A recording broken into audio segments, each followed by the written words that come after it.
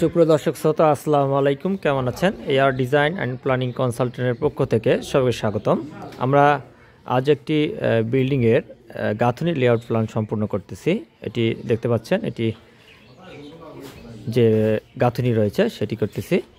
এখানে আমাদের টোটাল 4টি বেডরুম রয়েছে, টয়লেট 4টি রয়েছে, ড্রয়িং ডাইনিং স্পেস, কিচেন রয়েছে। আমি যে সামনের অংশটা দেখতে পাচ্ছেন, সামনে সুন্দর 2টি বারান্দা আছে এবং অপর পাশে একটি পোর্চ আছে।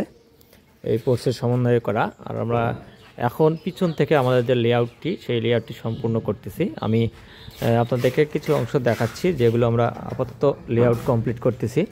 আমরা বিল্ডিংয়ের পিছন পাশ যেটি রয়েছে সেখান থেকে লেআউটটি সম্পূর্ণ করতেছি।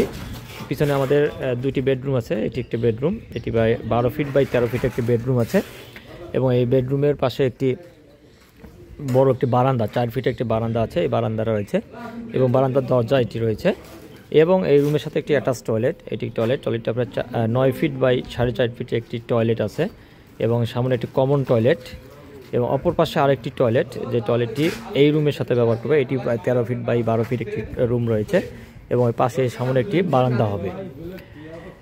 এইখান থেকে আমরা যে লেআউটটি শুরু করছি, এই লেআউটটা হওয়ার পরে এই যে মাঝের যে অংশটি, সিঁড়িঘর থেকে আসার পরে যে অংশটি হবে এটি আমাদের ড্রয়িং স্পেস হবে। এই যে অংশটি, এটি আমাদের টোটাল ড্রয়িং স্পেস হবে এবং সামনে আরেকটি রুম আছে।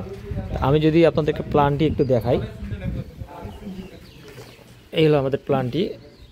এই প্ল্যানটির উপরেই আমরা এটি লেআউট গাঁথনির কাজ সম্পূর্ণ করতেছি। এই প্ল্যানটি দেখতে পাচ্ছেন, এখানে সামনে 2টি room, kitchen, drawing dining space, master bed, attach toilet, common toilet, এই সমন্বয়ে আমাদের লেআউটটি সম্পূর্ণ করা হচ্ছে। এলে বিষয়টা আমাদের ছাদের কাজ শেষ হয়ে গেছে। আমরা মোটামুটি চিপিং করে নেওয়ার পরে গাঁথনি মশলা দিয়েই আমরা গাঁথনিগুলো করে নিচ্ছি।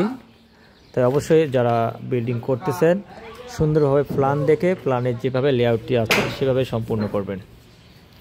সবাই ভালো থাকবেন এবং কোনো ডিজাইন প্ল্যানের পরামর্শের প্রয়োজন হলে আমাদের সাথে যোগাযোগ করবেন। ধন্যবাদ।